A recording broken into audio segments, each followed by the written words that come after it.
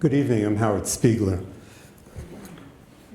Margot, thank you very much, and thank you to Olivia and everyone else associated with the museum for inviting me here tonight and for helping put together the program. And thank you all for coming this evening. I wanted to add to what Margot said, that Larry Kaye very much regrets not being able to participate tonight, and that we expect that he'll be up and running soon. And in his absence, I will cover his portion of our presentation as well as my own.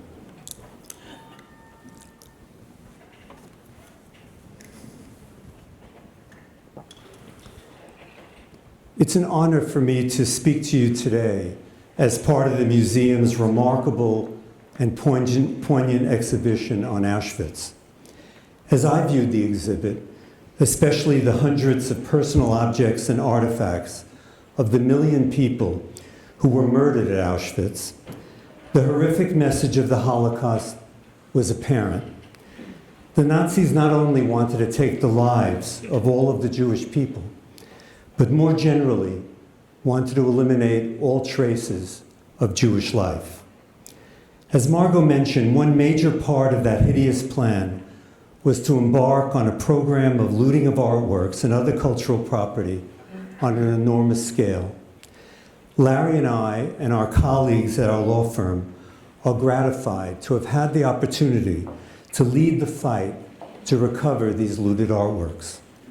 I will discuss tonight the history of Nazi looting and two of the major cases we handled, including the fascinating stories that these cases reveal about the victims of Nazi looting. As you will see, these cases were historic milestones in the worldwide struggle to return property to families who were victims of the Holocaust. I will also touch on some of the ethical and legal issues that are involved in recovering Nazi looted art. The sheer volume of artworks stolen by the Nazis during World War II from both museums and private, mainly Jewish collections throughout Europe is staggering. This wholesale plunder was an official Nazi policy. Much of the looted art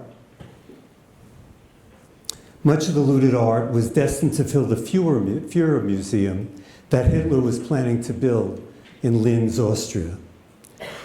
Some have said that Hitler was obsessed with art. Upon his rise to power in Germany, he set out to rid the nation of what he considered to be degenerate cultural influences that had helped to denigrate the pure Aryan culture of Germany. He blamed these influences on Jews, among others, and indeed, his onslaught against so-called degenerate art went hand in hand with his violent displacement and murder of millions of Jews throughout Europe. Therefore, many of the Nazi seizures of art involved these degenerate works, which were essentially the non-representational or modern artworks that comprise some of the greatest works in European museums and collections. The great modern impressionists and expressionists like Picasso and Egon Schiele and Kandinsky and Klimt and scores of other famous artists.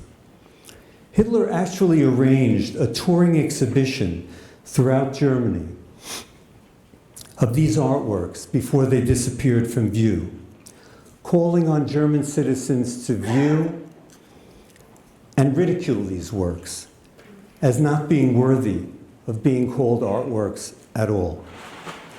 Although the Nazis destroyed many of these works, they fortunately realized that although they found these works disgusting and degrading, many in the rest of the world considered them extremely exquisite and valuable. The Nazi regime therefore sold huge numbers of these works at auctions and galleries in Europe so they could get hard currency to support the war effort. But other works were favored by the Nazis, like old masters and other representational works by those deemed to be of Germanic-related heritage, like Rembrandt or Kronach. These, Hitler and Reich Marshal Hermann Göring the Nazi leader second only to Hitler in the German government, Hitler and Göring actually competed for these artworks, as the Nazi forces confiscated them en masse from museums and Jewish and other collections. In all, the Nazi art confiscation program is considered the greatest displacement of art in human history. The United States government has estimated that German forces and other Nazi agents before and during World War II seized or coerced the sale of 1/5 of all of the art that then existed throughout Europe. Let me repeat that. They coerced or seized 1/5 of all of the artwork that existed at that time in Europe. In total, approximately 250,000 pieces of art. When one adds books, manuscripts, and other cultural artifacts, the number of items of stolen property runs into the millions. The value of the plundered art alone exceeded the total value of all artwork that was in the United States in 1945, some $2.5 billion worth of art, or well over $20 billion using today's values. Eventually, as the tide of war drastically changed and the Allies stormed through Europe, they recovered huge numbers of artworks looted by the Nazis. Soldiers with knowledge of art and art history were sought out among the troops and made responsible for finding and recovering these artworks. These men and women were called the Monuments Men. These troops were incredibly courageous as they sought to protect and preserve the culture of Europe as hostilities still raged. General Eisenhower and other US officials selflessly decreed that these works were to be returned to their original countries rather than treated as spoils of war to be taken home by US troops, as so many conquering nations had done in previous wars going back centuries. After the war, the Allied troops began the enormous task of sorting these millions of pieces of art, cultural artifacts, and other items. These works were dispersed across Europe, often far from their countries of origin. While some collections were found intact, the contents of many others were scattered in warehouses or buried in rubble, mines, or bombed out churches.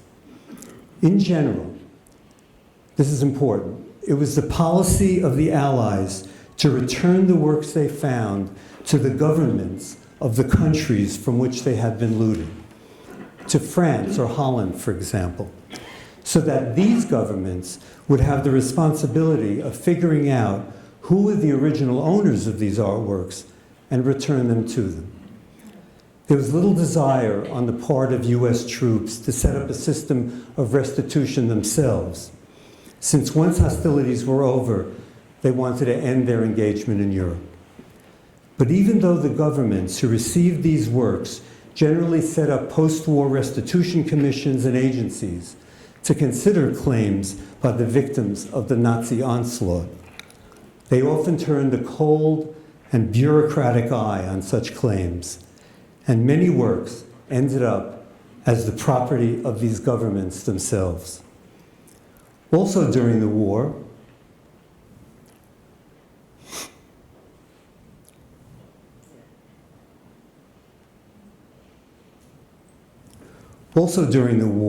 several French, Swiss, and German dealers and art galleries collaborated with the Nazis to sell many so-called degenerate artworks, reaping enormous profits, and other works simply disappeared through theft. So huge numbers of works were never recovered by the Allies at all, and remained in the collections of private collectors and museums throughout the world. The families of the victims of these massive thefts, however, often did not pursue their claims, especially once they were rebuffed after the war by their own governments. Or they did not or could not take on the enormous task of trying to find the works that were lost and never recovered by the Allies. In many cases, these families, or what was left of them after the Nazi murders, had only survival on their minds after the war, and were not about to even consider trying to locate property they lost to the Nazis.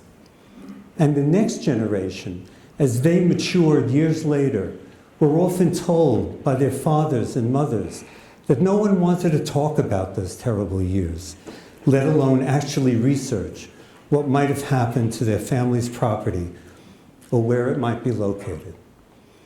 But starting about 20 or 25 years ago, a confluence of factors led the following generation of these families and many others throughout the world, including governments, to re-examine what happened to all of the artworks that had been looted by the Nazis and never found their way back to the families of the original owners. One of these factors was the first important legal case involving Nazi looted art, one that had worldwide repercussions. This involved one artwork claimed by clients of my firm, the heirs of Lea Bondi. Here's their story. In the late 1930s, after Nazi Germany's annexation of Austria, Lea Bondi Yare, or Lea Bondi as she was known, a well-known Jewish art dealer in Vienna, was forced to sell her gallery to a Nazi art dealer named Friedrich Welz, pursuant to recently adopted Aryanization laws by Austria prohibiting Jewish business ownership. Egon Schiele's painting of his mistress and favorite model, Vali Neusel, entitled Portrait of Vali, however, was in Bondi's private collection, which she kept in her apartment. Shortly before Bondi and her husband were to flee to England, Welz came to their apartment and upon spotting the Vali, insisted that Lea give it to him. This is what transpired based on Lea Bondi's letters at the time. Welz observed Vali hanging on the wall and insisted that he have it under the gallery's Aryanization. Bondi responded that it was part of her private collection and had nothing to do with the gallery. Welz continued to pressure Bondi for the painting. Bondi's husband finally told her that, as they wanted to escape from Austria, perhaps as soon as the next day, she should not resist Welz because, in his own chilling words, "You know what he can do." Bondi surrendered Vali to Welz. Meanwhile, around that time, another Viennese art collector, Dr. Heinrich Rieger, was forced to sell his art collection to Welz. It included a number of Schiele's works. Rieger was subsequently deported to the Theresienstadt concentration camp, where he was murdered shortly thereafter. After the war, United States military forces in Austria arrested Welz and seized the artworks in his possession, including the Vali, and including all the artworks that he had taken from Rieger. These were all transferred to the Austrian government. Again, it was the policy and practice of the Allied forces to return artworks looted by the Nazis outside of Germany to the governments of the countries of origin. So although masses of Austrian citizens greeted Hitler's tanks with flowers when they crossed over into Austria from Germany in 1938, the US government decided for political reasons to treat Austria as a victim of German aggression, rather than as an ally of Germany's.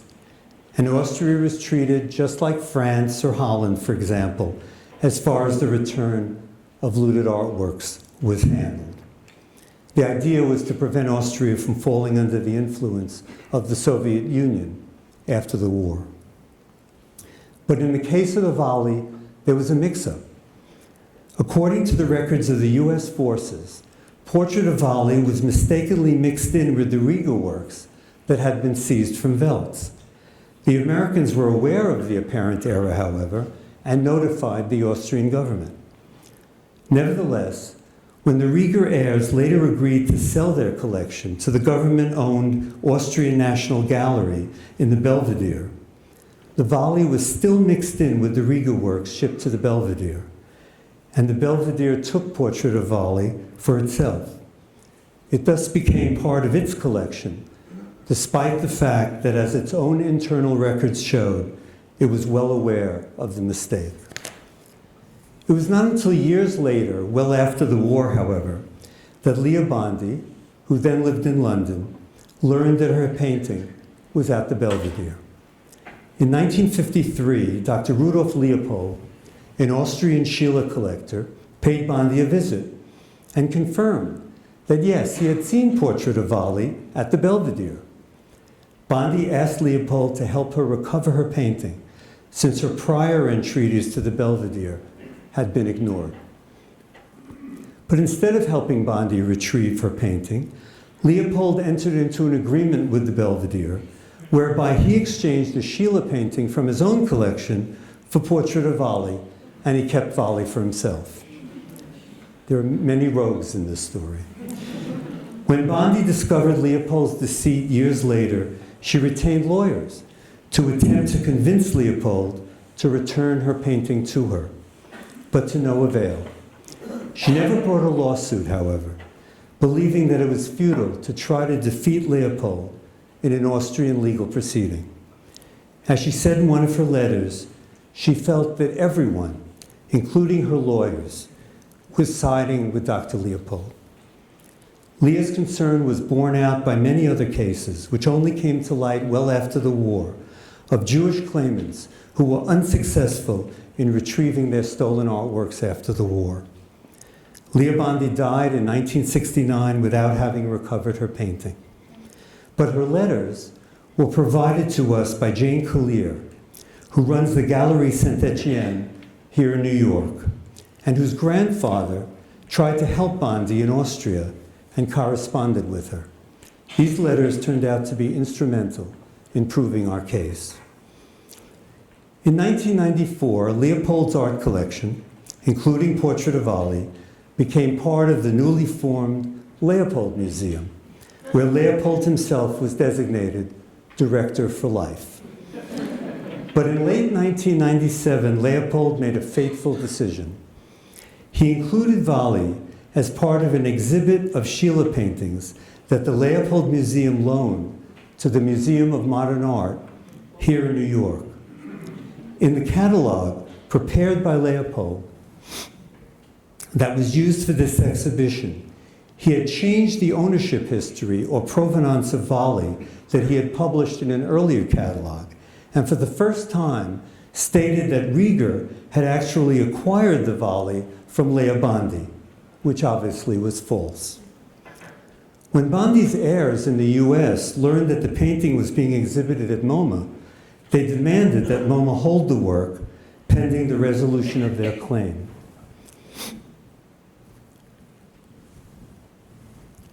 MoMA, however, refused, citing its contractual obligation to return the painting to the Leopold Museum at the end of the exhibition.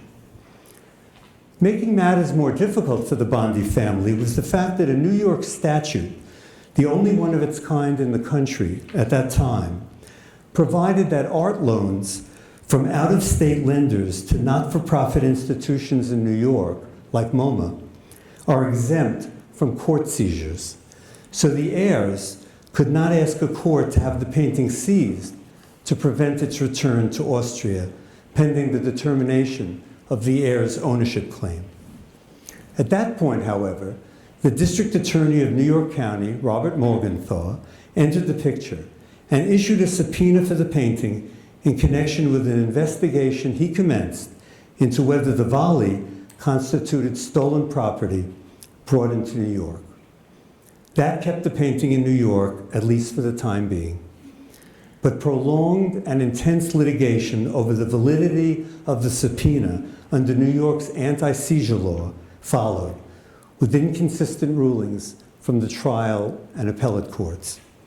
Finally, the highest court in New York, the New York Court of Appeals, held in 1999 that the anti-seizure statute should be read broadly as prohibiting the district attorney's subpoena of the painting, and thus ruled that the painting could be returned at once to the Leopold Museum in Austria. Meanwhile, however, while the case was wending its way through the state courts, Larry Kaye and I began visiting the federal prosecutors downtown and suggested to them that they should consider starting their own action should the state courts rule against us. They listened politely and carefully, but we never knew what they would do. As it turned out, the prosecutors were very sympathetic to the family's plight and had been preparing for this moment themselves. Within hours of the state court's decision, the United States Customs Service obtained a warrant of seizure for Volley on the ground that it was stolen property knowingly imported into the United States in violation of the National Stolen Property Act.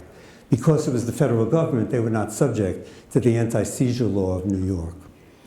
The United States government immediately commenced what is known as a forfeiture action to remove the property permanently from the Leopold Museum. As claimants to the Volley, we worked jointly and closely with the government in this case to get the court to order that the Volley should be returned to the Bondi family. The litigation was hard fought and took 10 years to resolve. There were very complicated issues involving US criminal, Austrian, and international law, which were comprehensively briefed and argued before the court. What we call the discovery process resulted in the production of thousands of documents by all sides and the depositions of witnesses, including Dr. Leopold himself and his wife in Vienna, which took some 2 weeks to complete. MoMA entered the case on the side of the Leopold Museum. In addition, a huge number of museums and the major American museum associations submitted briefs to the court in support of the Leopold and MoMA, urging the court to dismiss the case in order to protect their interest in having loan exhibitions free from interference from potential claimants. Finally, the court denied that motion, and finally it issued its long and comprehensive decision. In summary, it essentially held that we in the government had proven all of the elements of our case, but left for trial one issue. Did Rudolf Leopold know that the Volley was stolen when the museum brought it to the United States? This case was scheduled for trial in July of 2010.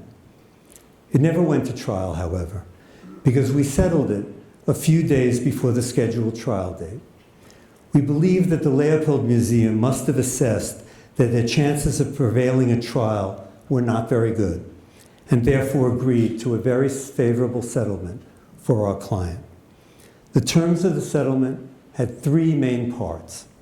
First, the Leopold Museum paid the Bondi estate $19 million, an amount considered by experts to reflect the full value of the artwork. The estate then released its claim to the painting, and Volley was to be transferred to the Leopold.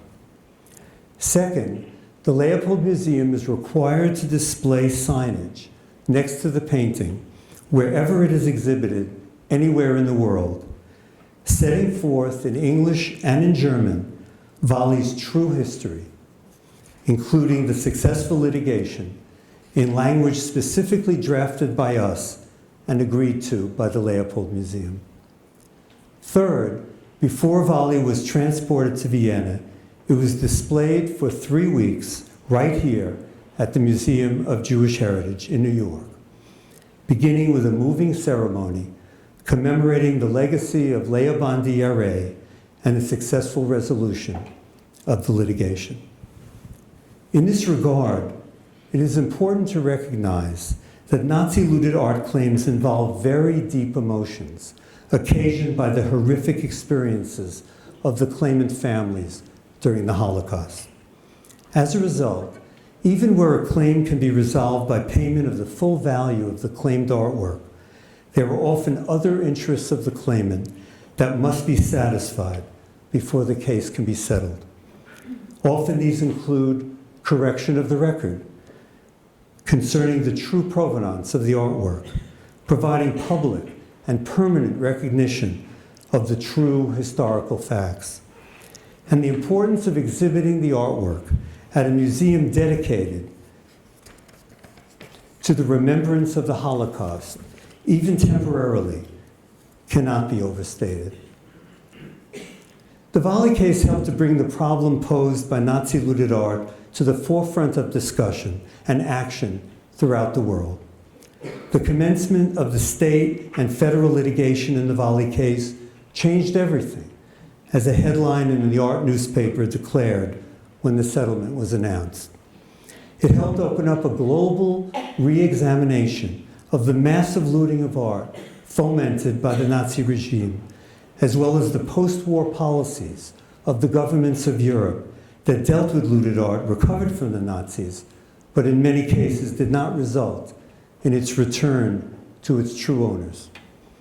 The Clinton administration, under the leadership of Stuart Eisenstadt, who was then Undersecretary of State for Economic, Business, and Agricultural Affairs, led the way in urging governments around the world to seek ways to effectuate the policy of identifying art looted by the Nazis and returning it to their rightful owners. In 1998, the US government convened a conference of government officials, art experts, museum officials, and many other interested parties from around the world in Washington to consider and debate the many issues raised by the continuing discovery of Nazi-looted assets, including artworks. The conference promulgated 11 principles concerning Nazi-confiscated art, which were adopted by 44 nations. One principle states that pre-war owners and their heirs should be encouraged to come forward to make known their claims to art that was confiscated by the Nazis and not subsequently restituted. And another states that once they do so, steps should be taken expeditiously to achieve a just and fair solution. As a result of all this interest and concern, several European governments created brand new restitution commissions to re-examine claims by victims' families that had been or could have been brought after the war to recover looted artworks. These commissions often provided for waiver of any statutes of limitations that might otherwise have applied, so that these claims could be considered solely on the merits. And museums all over the world, as well as governments with huge art collections of their own, started placing on the internet images and information about artworks in their collection for which there was a gap in ownership history or provenance between the years 1933 and 1945, asking those with further information about these works to contact them and perhaps make a claim for recovery. There were several other important developments as well. In the late 1990s, a few scholarly books were published. Oops.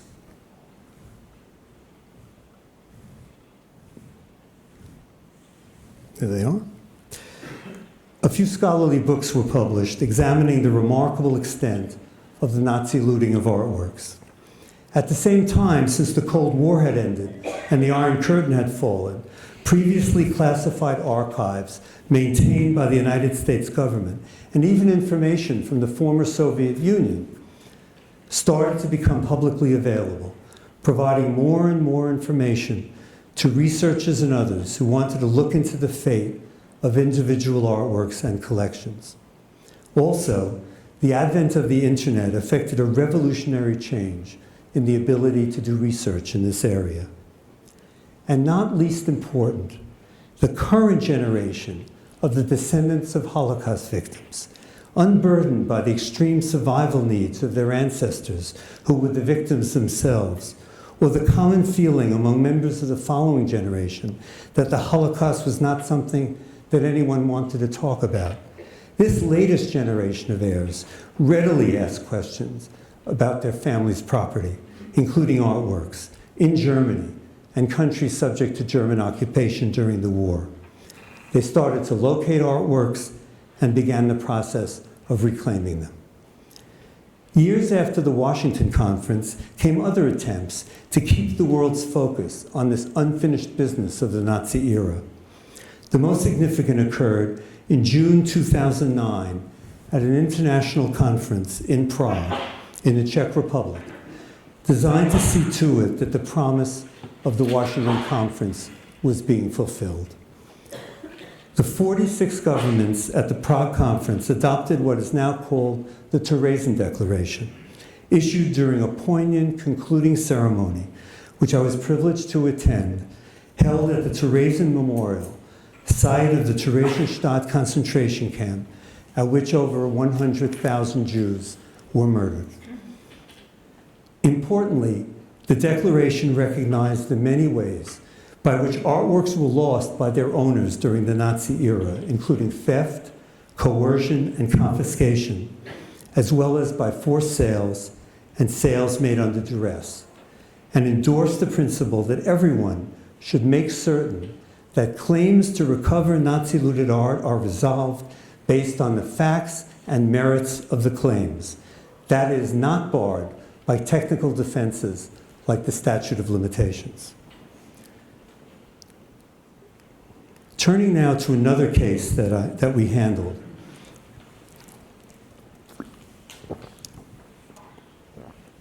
I would like to transport you to a different place in time.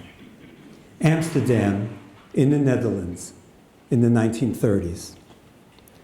Jacques Goudstikker, a Dutch Jew, was the most famous art dealer in the Netherlands, and his collection of old master artworks was known throughout Europe. And as a result of his excellent eye for valuable art, he was quite wealthy. He owned a villa on the Amstel River called Oestermeer and a beautiful castle, Nijenrode, on the banks of the River Vecht.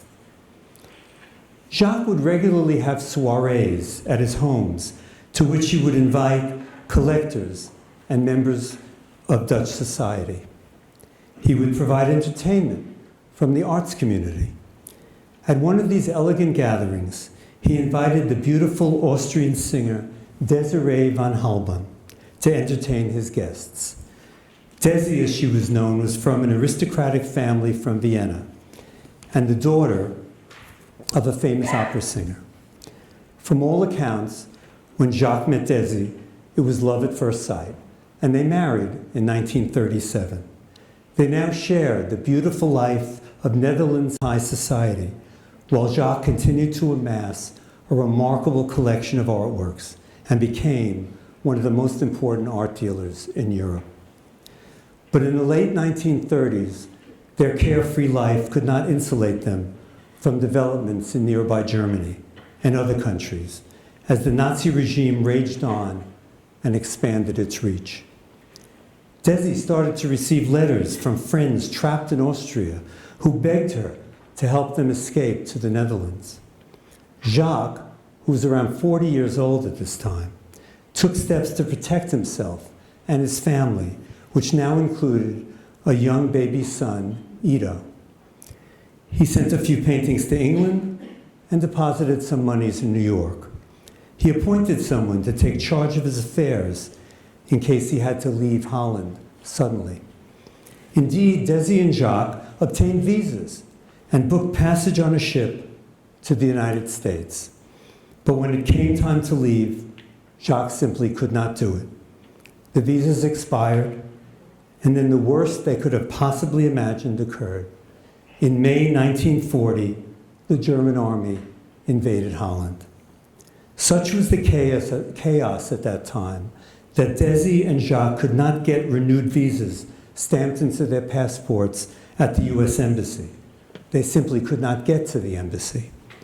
The German forces were approaching at remarkable speed. Jacques and Desi volunteered to drive Belgian colleagues who could not reach Brussels by land to a ship leaving from a Dutch port. But after all the planning, Jacques and Desi realized that they themselves had to suddenly escape for their lives with little time to spare. They grabbed their baby, some cash, some jewelry, and headed out in their car. Jacques' mother refused to leave and would end up being trapped in the Netherlands throughout the war. When Jacques and Desi got to the port, they were surrounded by huge, frantic crowds desperate to leave the Netherlands, and they knew that they would have to leave at that very moment. Somehow they found space on a ship headed for Dover, England, which made it through repeated attacks from the German Air Force. But the Goudstikkers did not have proper papers and were not permitted to leave the ship at Dover, so they headed on to Liverpool. The scene on the ship was horrendous. Hundreds of refugees were stuffed into the hold with little air. The women and children were allowed to stay on the somewhat more comfortable upper parts of the ship, but Desi refused to leave Jacques' side, and she joined the crush of humanity below. In the middle of the night, Jacques went up on the deck to get some air. Tragically, he did not see an uncovered hatch in the dark and fell through it to his death. His body was taken off the ship at Falmouth, but Desi was not permitted to disembark there.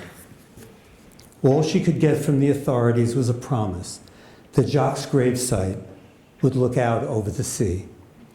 The young widow and her one-year-old son then proceeded to Liverpool alone.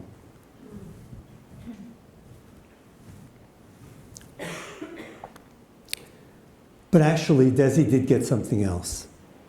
In Jacques' pocket, she found a little black leather binder that contained a listing of the 1,300 artworks that were in his collection, with relevant, albeit brief, descriptive information. This black book would turn out to be a critical resource for her family, as I shall explain later. Desi was briefly interned in Liverpool as an enemy alien because of her Austrian passport, but due to her excellent connections in England, she was soon released.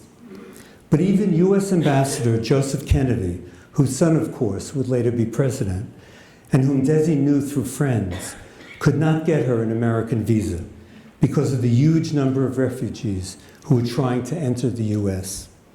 He was able to get her a Canadian visa, and she and Ito went on to Canada. From there, they were eventually able to go to New York, where they remained for the duration of the war. Meanwhile, back in Amsterdam, Jacques and Desi's homes and huge art collection, not to mention Jacques' mother, awaited the Nazi onslaught. Adding to the chaos was the fact that the manager, who had been appointed by Jacques to oversee his properties and the affairs of the Goudstikker Gallery, he died the day before Jacques and Desi left, and Jacques did not have time to appoint anyone in his stead. In any event, the Nazis had already adopted the policy of seizing all of the property of any Jews who left before the invasion.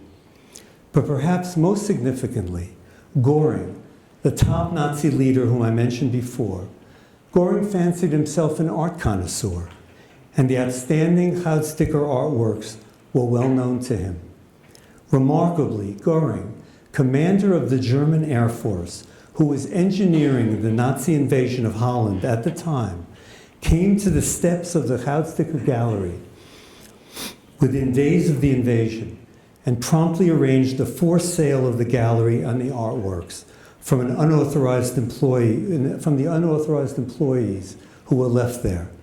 The price was a pittance compared to the true value of the artworks. And this picture is rather remarkable. It actually shows Göring walking out of the Goudstikker Gallery with a painting under his arm. It was almost as if the Nazi invasion of Holland was designed to ensure that Göring could get his hands on these precious pieces of art. Göring used a local acquaintance named Middle to be the front man in all of this. And Middle actually took over the Goudstikker Gallery and made a small fortune during the war. While Göring took a huge number of works himself, many others were sold by Middle or others. There were well over 1,000 works altogether that were lost, stolen, or displaced. Eventually, as the Allied forces advanced into Europe, they found hundreds of the Goudstikker works in Nazi hands or hidden by them and recovered them. As I explained before, however, it was the policy of the Allies to return the artworks they recovered to the government of the country from which they had been looted, so that those governments would then be responsible for returning them to the original owners. Therefore, about 200 Goudstikker artworks were transferred by the Allies to the government of the Netherlands. But when Desi came back to Holland after the war to reclaim her properties and artworks, she was greeted with far less than open arms. Yes, the Dutch government had set up a so-called recuperation commission to determine the fate of Nazi-looted property in its possession. But in its wisdom, the commission rejected Desi's claim and determined that Jacques' artworks had been voluntarily sold by gallery representatives to Göring, and therefore should not be returned to Mrs. Goudstikker. Feelings of patriotism ran high in Holland after the war, and there were strong sentiments in favor of holding on to property seized during the war. And this is where things stood when Desi eventually died in 1996. Meanwhile, Ido, Jacques' and Desi's baby son had grown up and married a woman named Marie van Saer, an Olympic-class ice skater and teacher.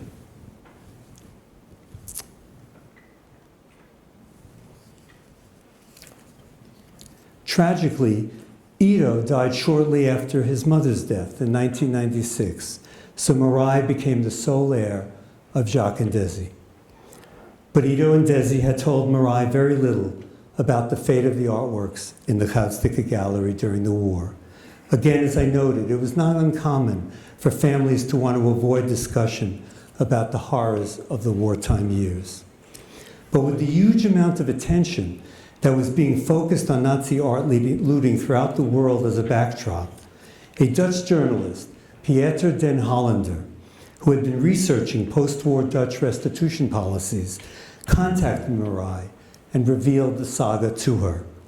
So she then resumed the fight that Desi had tried to start. She came to our firm to help her recover the approximately 1,000 works that had not been recovered by the Allies after the war, but had been sold or otherwise disseminated throughout the world. Working with art researchers and investigators, we've been able to find and recover about 40 works thus far. And the critical resource in all of this work, the little black book that Jacques carried with him, containing the names and descriptions of the 1,300 works that he owned at the time of his untimely death. Marie also began the arduous fight to reclaim the works in the possession of the Dutch government. After years of one disappointing decision by the Dutch courts after another, Holland formed one of those new restitution commissions, which I mentioned before, designed to re-examine the art holdings of the Dutch government. With our assistance, Marie made her claim to the commission for the 200 works in the government's possession that had been taken by Göring and recovered by the Allies, but never returned to Desi after the war. In 2006, the Dutch Commission ruled that all of those works should be returned by the Dutch government to Jacques and Desi's sole heir, Marie van Saer. A very happy ending indeed for the Goudstikker family. This slide also shows Marie's daughter, Charlene, with whom we worked very closely in the case. But of course it is not an ending, as we continue to find artworks owned by Jacques all over the world and continue our efforts to recover them for Marie and her family. It is the family's goal to find and recover every single work. The next few slides show some works that were among the 200 returned by the Dutch government.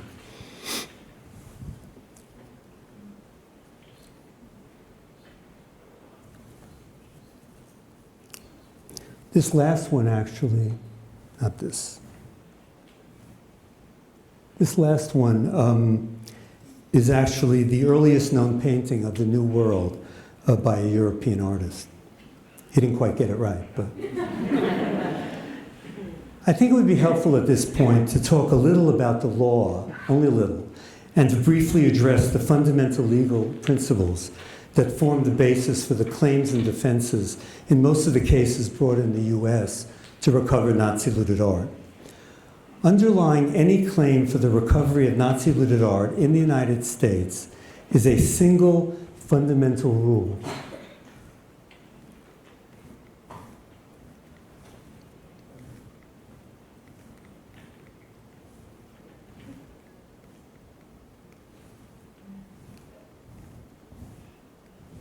Ta-da.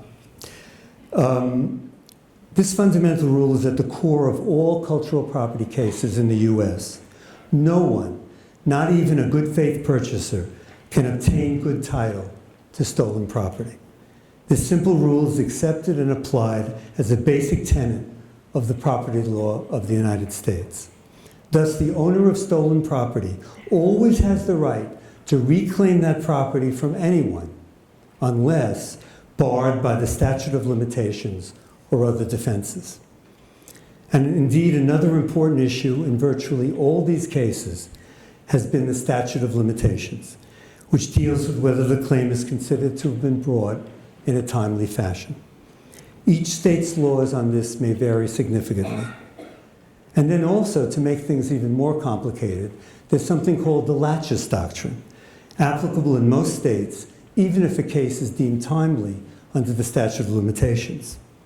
The laches doctrine holds that the possessor of an artwork can prevail if he or she can prove that the claimant was not diligent in searching for his or her artwork, and as a result, the possessor was prejudiced, usually through the passage of time because relevant documents have been lost, witnesses have died, so the possessor claims that it cannot adequately defend the case. I can safely say that the statute of limitations or related doctrines like laches take up the bulk of the time and effort in a huge number of restitution cases. But that may all change quite drastically. In the waning days of the Obama administration, Congress passed and President Obama signed into law a sweeping new statute called the HERE Act, which stands for the Holocaust Expropriated Art Recovery Act, that provides for a new federal statute of limitations in Nazi-looted art cases that overrides the more restrictive state laws in effect, making it much easier for claimants to bring their claims without being threatened with dismissal for waiting too long to do so. Essentially, the law provides for a 6-year statute of limitations that starts to run upon actual discovery by the claimant of the whereabouts of the artwork and the basis of a claim. Importantly, in the HERE Act, Congress expressly adopted as United States policy the principles expressed in the Washington Conference Principles on Nazi Confiscated Art and the Terezin Declaration. The essential tenet of that policy is that misappropriated artworks, should be returned to their rightful owners, irrespective of technical defenses such as the statute of limitations and laches. Instead of recognizing this as an overriding principle in Nazi-looted art cases, however, several federal cases in the United States have apparently not gotten the message. Instead, some of these courts, including on the appellate level, seem to focus more on protecting important cultural institutions in the US and even in Europe from having to disgorge Nazi-looted art because too much time has passed or for some other technical reason, thereby disregarding all the work the State Department and many others have been doing since 1998. A case in point is Marai's claim against the Norton Simon Museum in Pasadena, California, to recover 2 spectacular life-size paintings by Cranach the Elder entitled Adam and Eve. After 12 years of litigation, the Ninth Circuit Court of Appeals held that it should honor the post-war policies of the Netherlands that refused to return looted artworks to Desi Goudstikker, even though the Dutch government itself had repudiated those policies when it returned the 200 looted works it had in its possession. In so doing, the court seemed to abandon the Washington principles. Making matters even worse, the US Supreme Court then denied our request for a review of that decision so that Marai can never recover these looted paintings. Another example of the court's seeming retrenchment in this area is the case of Zuckerman against Metropolitan Museum of Art, in which we're seeking to recover this iconic Picasso painting entitled The Actor. The lower court held in that case that the Jews who sold this artwork in order to raise money to escape Nazism in Germany and fascism in Italy cannot claim that they sold it under duress so as to permit them to recover it. The court said that duress should not be applied in these circumstances because the actual purchaser of the work did not force them to sell it. Instead of reversing that decision, the appellate court instead held that the HERE Act, specifically designed to protect claimants from the burdens of state statutes of limitations, still can be deemed to allow the defense of laches, thus permitting the possessor of Nazi-looted art to still take advantage of state technical doctrines governing limitations. This, even though the HERE Act says nothing about laches, and its whole purpose was to limit the burdensome effect of state laws. We are taking steps now to seek review by the US Supreme Court. And putting aside these court decisions, what about the cultural institutions and other possessors of art misappropriated during the Nazi era? I would suggest that anyone in possession of such artworks should consider returning them to the families of their original owners, so long as the ownership history or provenance is clear. After all, is it appropriate to hide behind legal arguments while disregarding the ethical and moral issues raised by the circumstances surrounding the loss of these artworks? As we study the monstrous actions of the Nazis here at this museum during the sobering exhibit, we see the importance of mitigating those Nazi crimes that we still can do something about, including returning misappropriated artworks to the families of the original owners. In that way, we can honor the legacy of those who suffered so terribly during that dark era. In closing, I refer to the words of all people, Hitler's Secret Service chief, Heinrich Himmler. It has been said that Himmler once declared that the Nazis had to kill all the Jews, because if not, quote, their grandchildren will ask for their property back. We're very proud to say that we've helped to prove Herr Himmler quite correct. Thank you.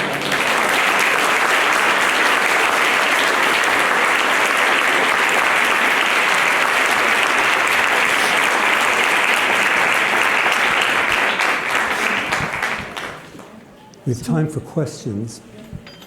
We have a microphone in the back, so we will bring microphones down to you if you want to just raise your hand for any questions. I think we have someone in the front.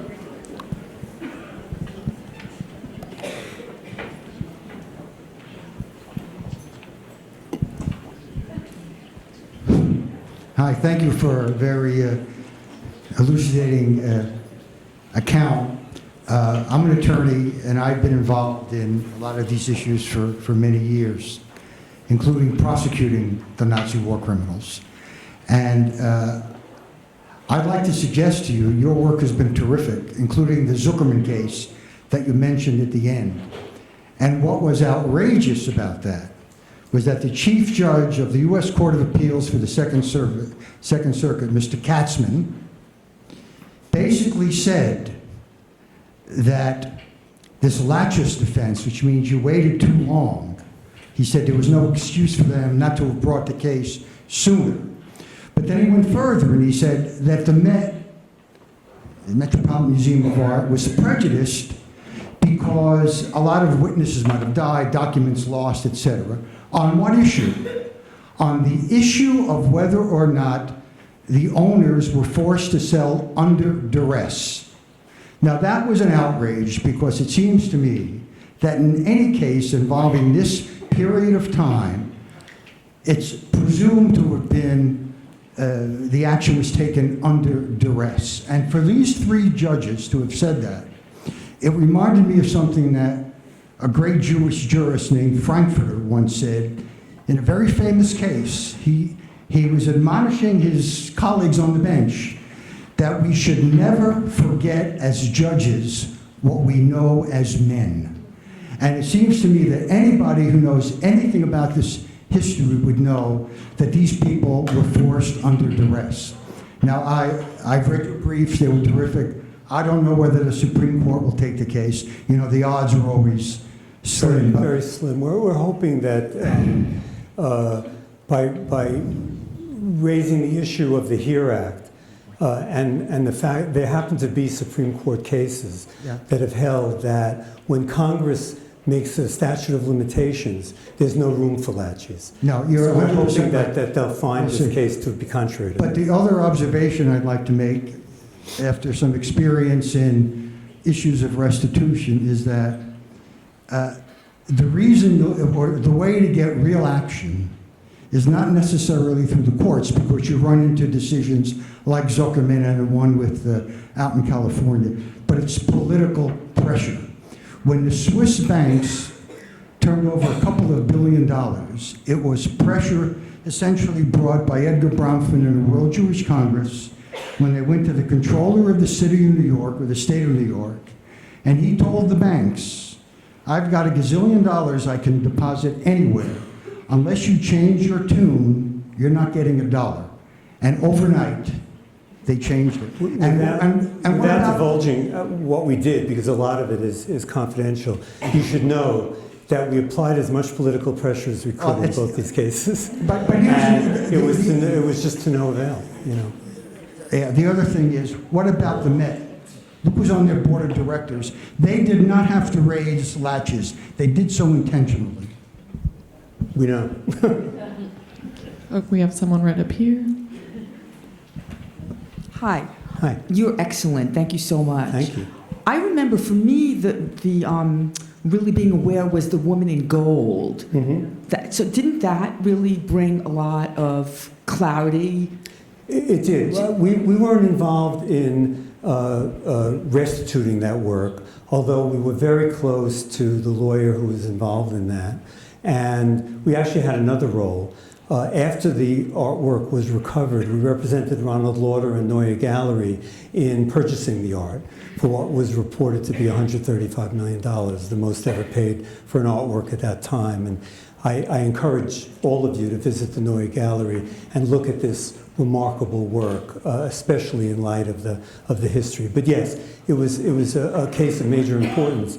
Randy Schoenberg, who was the lawyer in that case and depicted in the movie, he and I would talk every day about our respective cases because the Portrait Volley case was going on about the same time. So it was a wonderful victory for them and a very extremely important case. We have a question up in the back. Hi, thanks very much. A question about the amount of Nazi-looted works that are still missing, and the fact that a lot of them were taken to monasteries outside of St. Petersburg or in Russia for safekeeping, and I use that in air quotes. What is the current status of sort of collaborations between, say, Russian authorities and families? Are they cooperative? Are they not cooperative? What's the general, to the extent you can discuss it? The Russians are very difficult. They started out by passing a restitution law that gave a remarkably short time in which families could make their claims. They published it first only in Russian. It was clearly designed not to encourage restitution.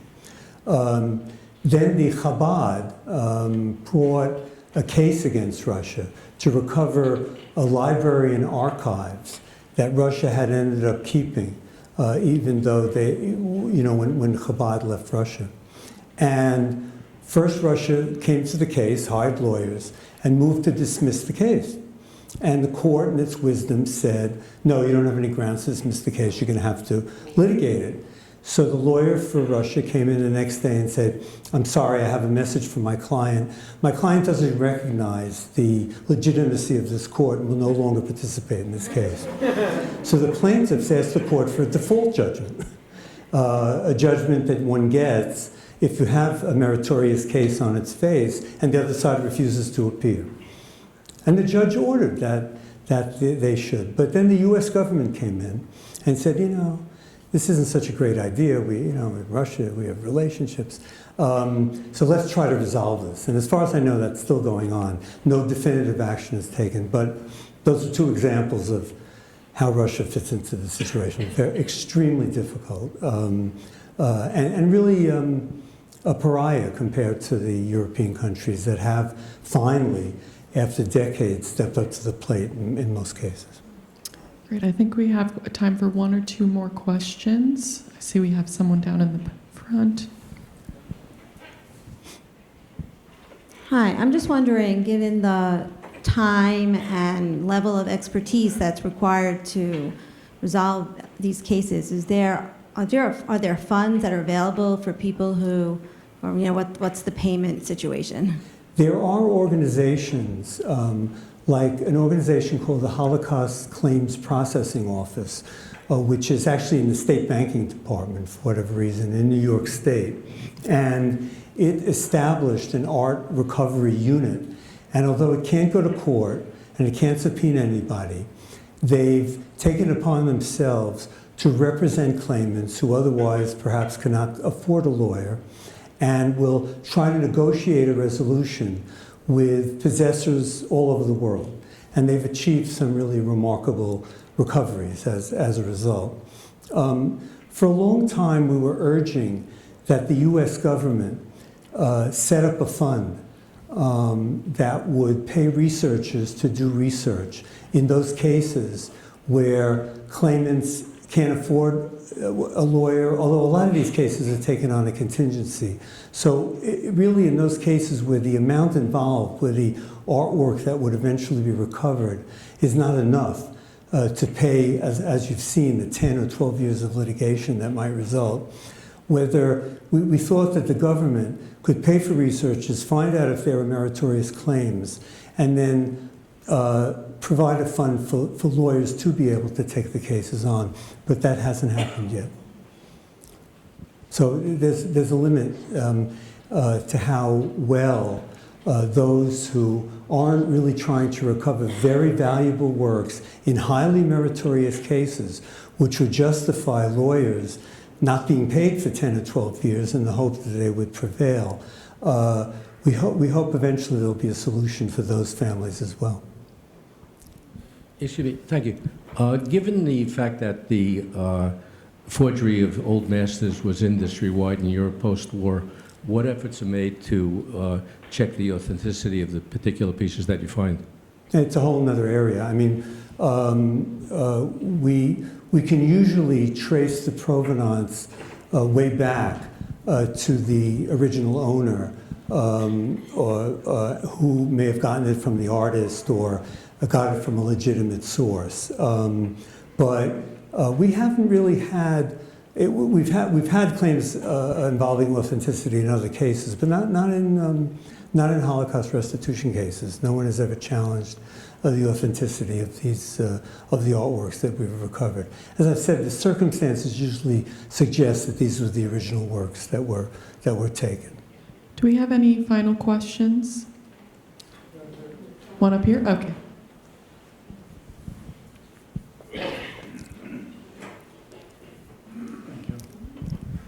Just want to ask you, was Lauder a very Lauder and Charles Goldstein instrumental in obtaining a lot of this art, lost art? Yes. Yes, and Charles Goldstein was with your firm, right? Correct. Right, thank you. Is he still? That was an easy question. No, is Lauder still instrumental in this? You know, Ronald Lauder created the Commission on Art Recovery, which has been instrumental in working, especially in Europe, to recover artworks. That commission has not been that active recently, so I don't know what's going to happen with that. All right, any final? All right, we'll do one last one, and then we'll close it out.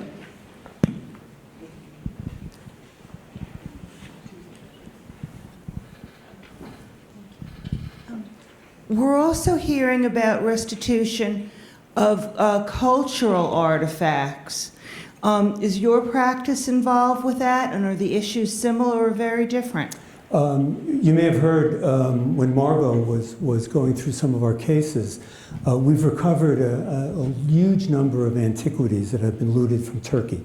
And we still represent the Republic of Turkey, and we're involved in a major case now that's heading for trial to recover a priceless antiquity that was looted from Turkey and sold at auction at Christie's. Well, it was attempted to be sold at auction at Christie's until we prevented that. So that's going on.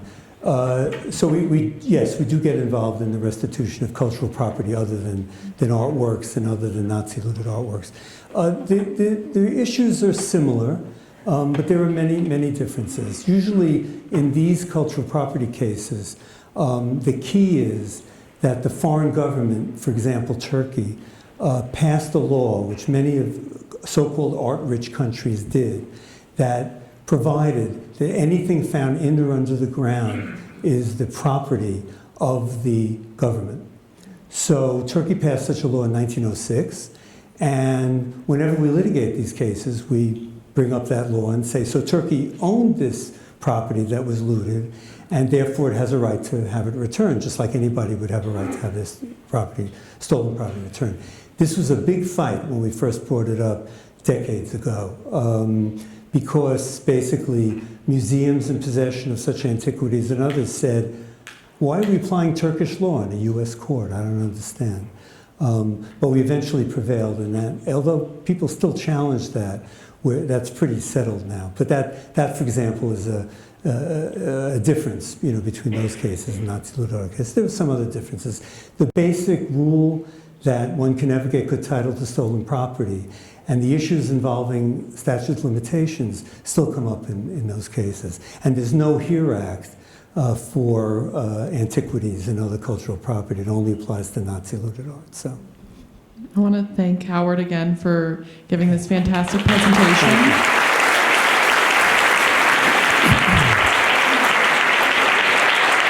And thank you all so much for coming and for your great questions. Have a great evening.